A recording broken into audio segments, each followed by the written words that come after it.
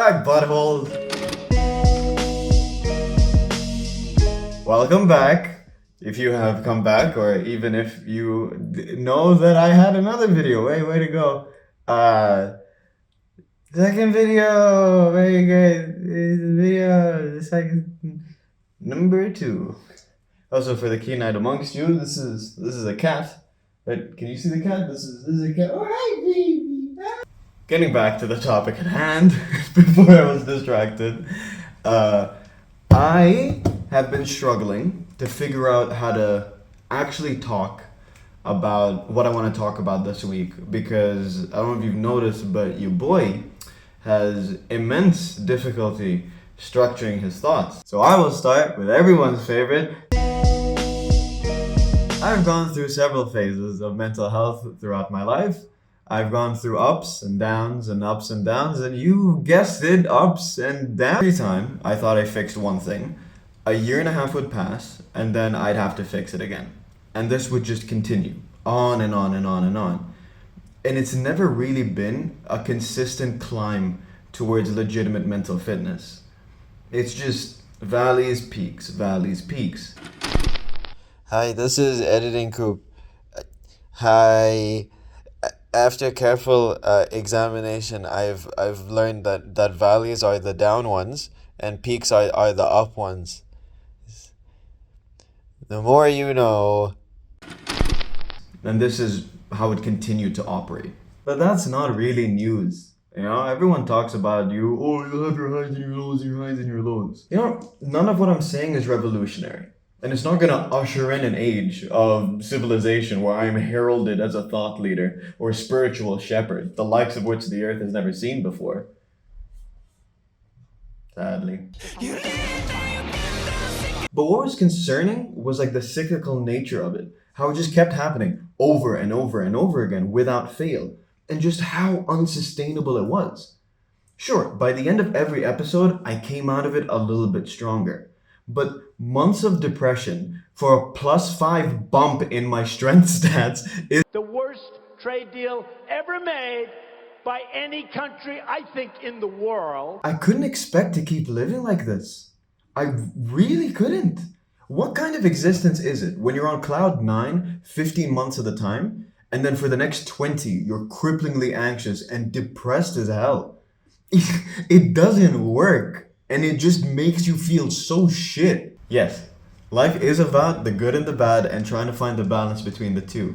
But this never felt like a balance. It only ever felt like being unstable as hell. So now we have a pattern of events. We've clarified that it's not sustainable in the long run, and we've touched upon how it's making me sad. And I don't want to feel sad, it feels like shit. But where do these problems come from? Looking at me now, fairly evident, I'm not a slim man. I'm a thick king. I'm also bald. This is a choice that I made to cover up the fact that going bald was a choice I did not make. There's a whole bunch of lore surrounding my hair that I will leave for another video. I am also not a very handsome man, because face fat has this amazing ability to morph your facial features and make them less good and more not good. And before any of you go off saying that I'm being fatphobic and mean, I'm talking about my face. It's mine. You say what I want. Fuck you. Now, I'm not saying any of this to bash on myself. No, I spent years doing that before and I'm not about that life anymore. This is all for the sake of context. For reasons from childhood that are far too complex and far too time consuming for me to talk about today, I've always pegged my value and self-worth to my physical appearance, but specifically to not being fat. It's bonkers how much power I gave it over me. It's like as long as I wasn't fat, I subconsciously gave myself permission to be happy.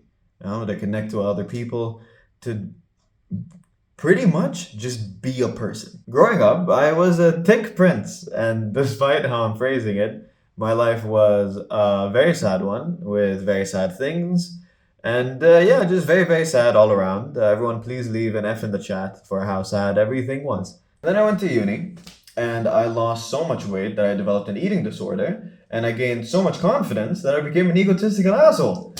And For the first time ever, I actually felt mentally healthy. Then I had a few bad experiences with heartbreak, gained all the weight back, and fell into another depressive episode. Then started lifting weights, started looking good, even better than before, and started feeling mentally healthy again. Then I had a few bad experiences with heartbreak, gained all the weight back, and fell into another depressive episode. But then I picked the weights back up, looked great again, started feeling mentally healthy, but I felt like I really cracked the code this time around. Then I got lazy, gained all the weight back, started going bald, didn't fall into a depressive episode, but got really insecure and anxious. But all in all, I think you can see a pattern here, right? Not fat, healthy. Fat, no bueno. That's a logical assumption to make, right? Wrong. I was never bueno. It was always no bueno. There was never bueno.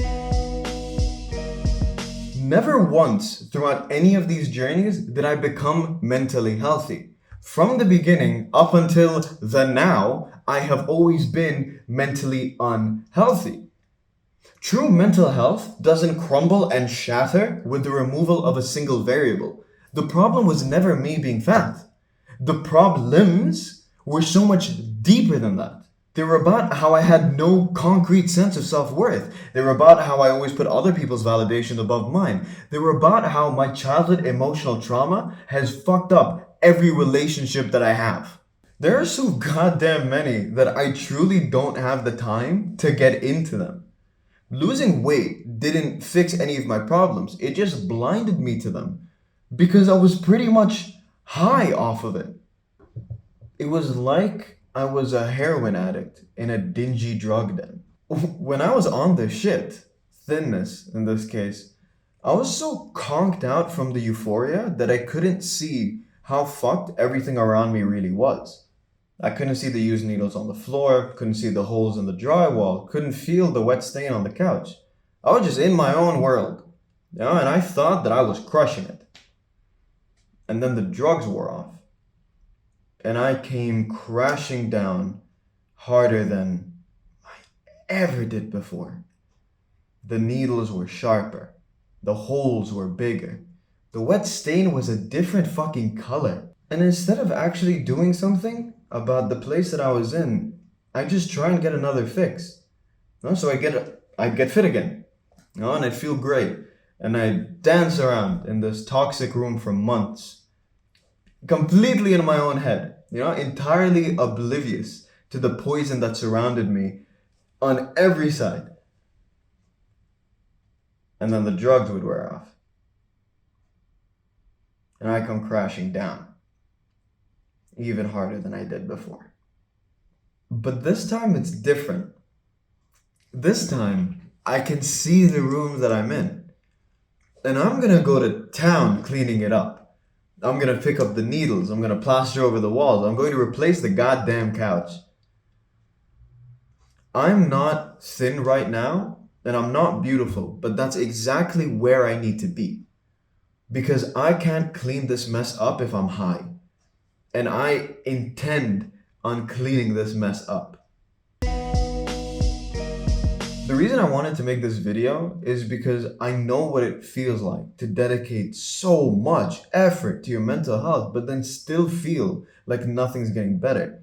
And I know for a fact that a lot of you do feel this way too. Sometimes getting better feels a lot like putting out one fire after the next.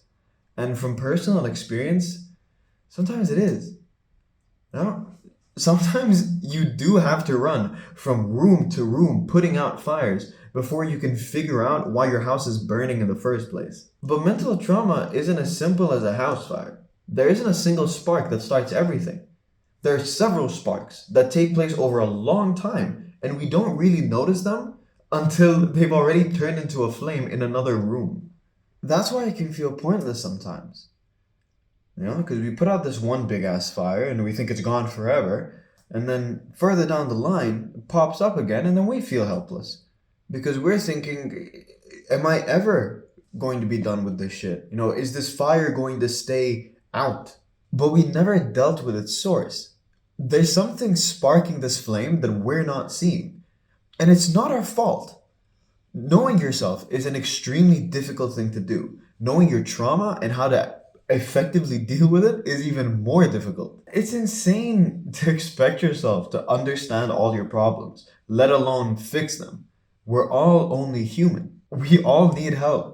And mental health professionals are trained to do just that. One of the only reasons why I'm able to talk about this in the way that I am is because my therapist has helped me get to a point where I understand myself enough to be able to say all of this. So, for those of you still watching, if you have felt some of what I'm talking about, please seek help if you aren't already.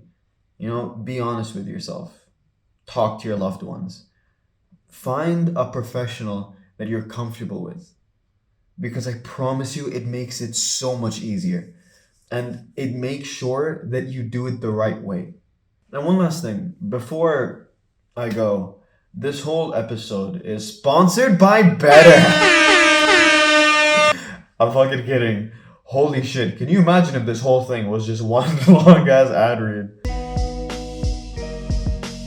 Take good one for the... Okay, listen. I'm gonna go off script because this is like the last few lines. I'm just gonna read from the thing.